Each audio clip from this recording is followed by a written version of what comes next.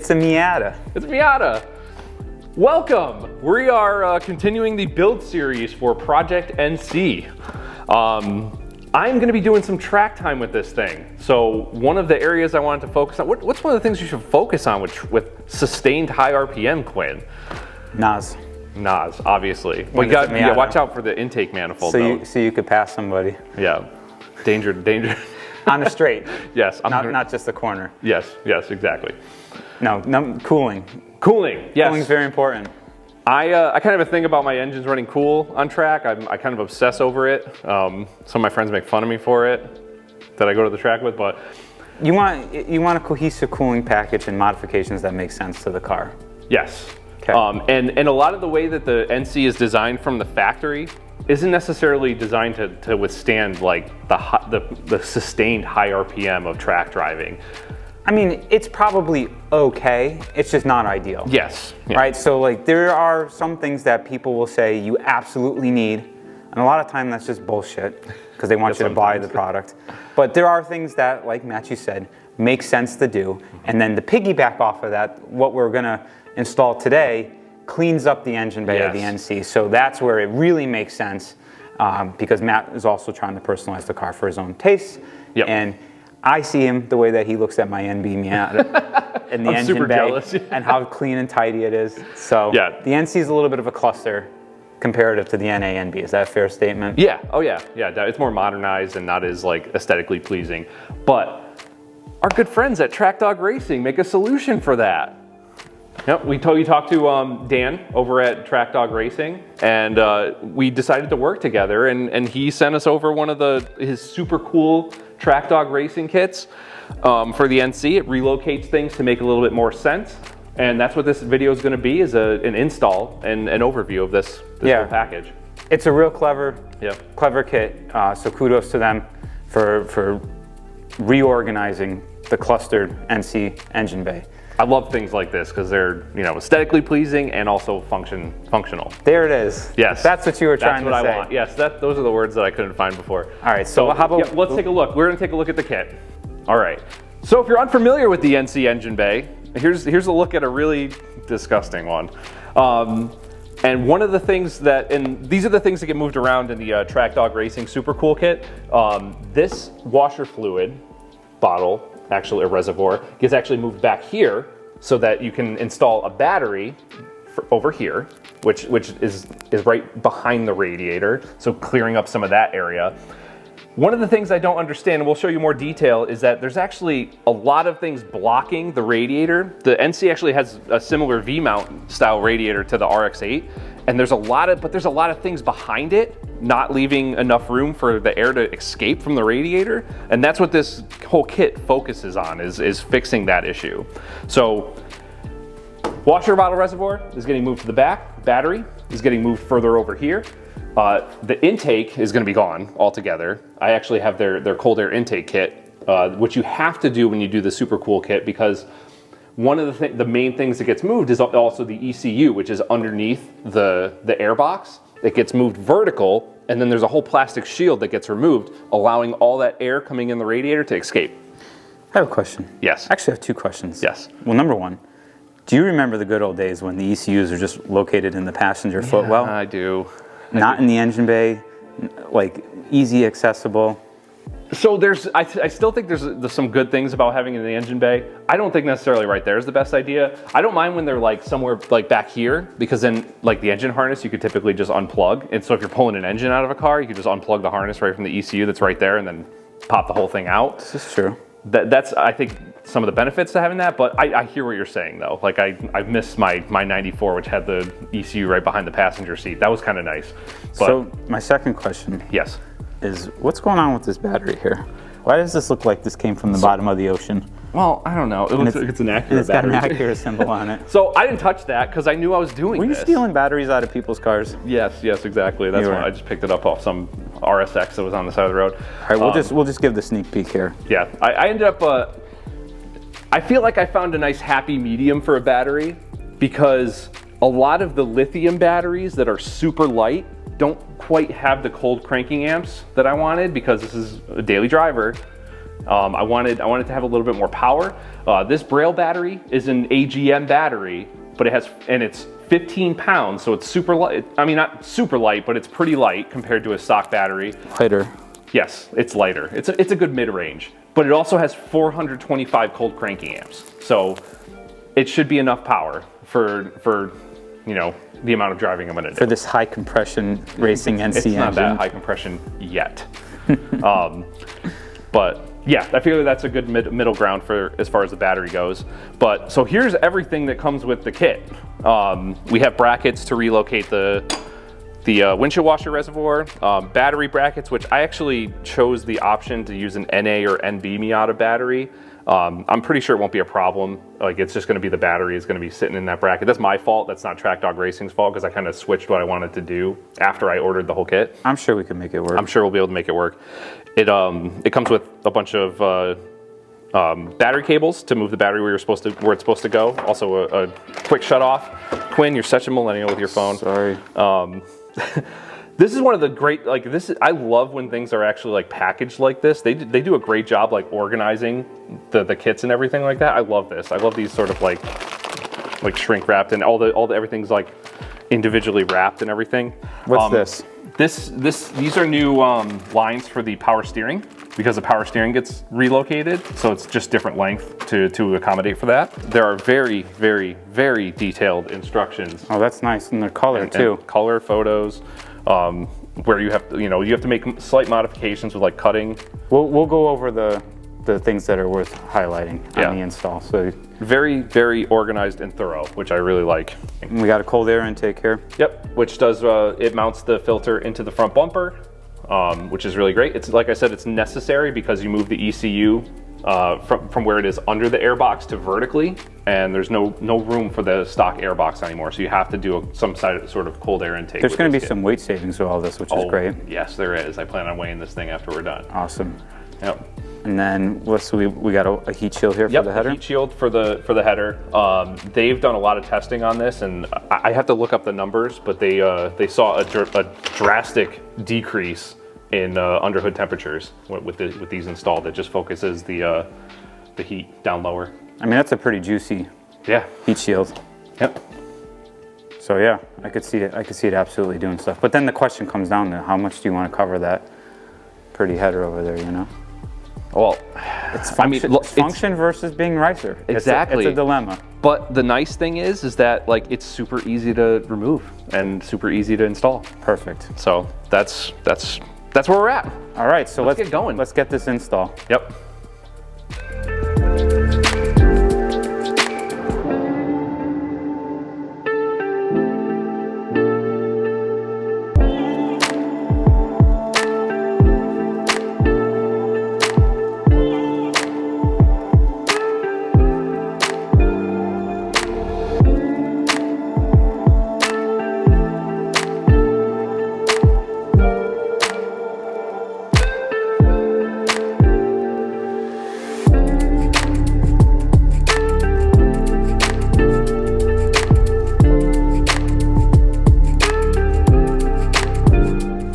All right, Matchew, what's next in the process?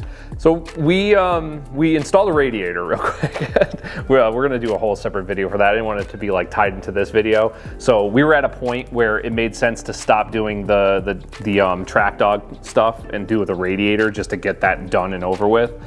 Up next is the ECU bracket. This bracket mounts on this like, I guess that's a frame rail support. It holds a whole bunch of different things in the car, but what this does is this bracket gets installed in here. It's kind of hard to do this. It gets installed here. It does move the power. It comes with there's a new power steering line, the return, and then the feed as well. So we're gonna have to actually like drain some of this power steering fluid, at least up to like where this bung is. Right here, and then we're going to replace both these lines because it's a much shorter line to bring the power steering reservoir over here. It's got two holes that are already threaded for the power steering line to move over. So that's going to get slid over. The ECU is going to get mounted up like this, and it's pretty cool because there's a factory cooling duct for the ECU that still gets utilized. This is the duct right here. So it's That's for the ECU? Yeah, because it's in the engine bay. Yeah, because it's in the engine bay. So this duct is still used. There's just a little adapter that actually feeds it to the ECU where it is on the bracket. So I thought that was pretty cool. So we're still going to have some ECU cooling. I was going to say this 167 horsepower engine couldn't possibly need that much ECU power where it needs additional cooling. So we got the bracket in. One thing to note, you do have to take off the fuse box cover. This ground right here, I think it went underneath this wire, so you have to like reroute it. So it makes more sense. So you just have to loosen that one and then wrap it around so it makes sense and fits right. The bracket fit in there really nicely. Reconnected the cables. While you have to reconnect the cables while it's loose. You can't torque this down first because the little bracket holders for the cables need room so you can close them, if that makes sense. Because you know why, Matchew? Because we're all about making sense around here. Yes, exactly. And if it doesn't make sense, we're not going to tolerate it. So this is a sensible channel. Yep. And I really like this. You know, the bracket also comes with the 2 new holes for the power steering. We're going to try and move the power steering over without spilling any fluid. Strategically. But first... in a way that makes sense. Yes. First, so this is the cooling bracket. This is the cooling duct for the ECU. ECU cooler. They give you an adapter, so you can adapt this, so you can still use it as a cooler. It came up here previously to shoot on the backside of the ECU. Now Track Dog Racing just gives you a little thing to adapt. I just got to drill a hole in this to zip tie it. But I don't know if that makes a whole lot of sense. It's I'm extra just kidding. air. I'm just kidding. ECUs need cooling too. Uh-huh. Yeah, so we're gonna do that first, and then we're gonna move the power steering bracket with the new lines and everything. So, all right, we got the power steering reservoir moved over. We only spilled a little bit of power steering fluid. I mean, that stuff smells disgusting. But We did it strategically how we moved it. But yeah, it's all in there. It fits nicely. It's you see, it's like right up against the intake. Well, we installed the intake as well, Yeah. which I don't know if I had mentioned. I did decide to go with the cold air intake because you have to do a different intake. Just because the ECU is moved, you can't use the stock air box anymore. So we've got the intake. I like that it's all silicone hose because it won't absorb heat. It's flexible. It's flexible, easy to install. Like Yeah. it was really not too bad of an install. So I know that this isn't going to add much as far as like power goes, but I just want to hear that induction noise. That's really like the big thing with me in an intake. Just get ITBs and get it over with, will you? Someday, I plan on doing a high compression motor for this thing. All right. And then, Well, then I'll go crazy with it. Yeah. Let's go. What else do we got? So we got the power steering fluid reservoir moved over. Look at this. I mean, we don't have the Moroso tank in. Like, yeah, I still have to put the Moroso tank back in. But like, look at how much space there is. Like, you could tell they want to position everything so it's out of the way of the fan. I think this thing would probably do well with some hood vents, but I don't know if I want to go that far. No. But it's an aluminum hood. Anything aftermarket is probably heavier. Yeah. Yep. Yeah, so much room. Next up is the battery. I still gotta like look through the directions, but it looks like they retain like the stock positive side of the battery cable. Negative has to be replaced. It also comes with a kill switch as well, which is pretty cool because if this thing does sit for a while, like next winter, I'll be able to just kill the battery and leave it on a tender. So yeah, we're gonna look over that and get going on the battery install. To make room for the battery, first we need to relocate the windshield washer fluid reservoir towards the back of the engine bay. This is held in with a couple of nuts. There are 3 tabs on the reservoir that need to be removed. This is easy work with a cutoff wheel and a file to clean up the cuts.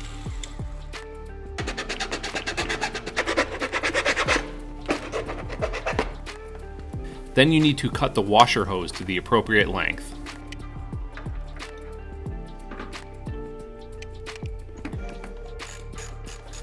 After that, it's just a matter of attaching the reservoir to the included bracket and extending the harness.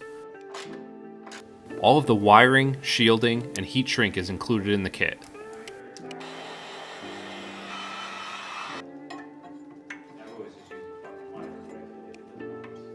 Due to some technical difficulties, we didn't get the battery install on video, but even with modifying the incorrect bracket, it's a simple and straightforward install.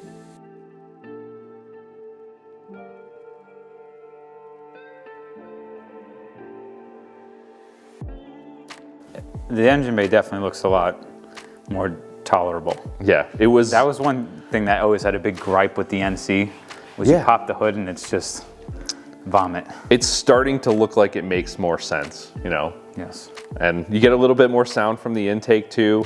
Right now it's got an intake header, mid-pipe, full exhaust, and a tune.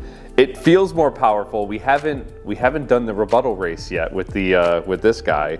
That's what's in store for the next time we get together. Maybe we should just did a race after you did your cooling kit.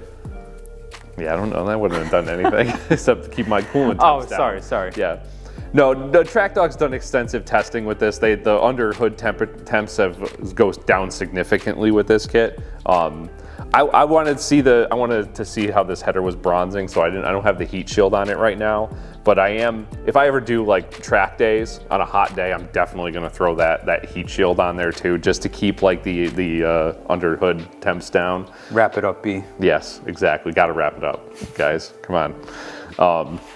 But yeah, I'm super happy with how it all came out. It just looks like everything makes more sense.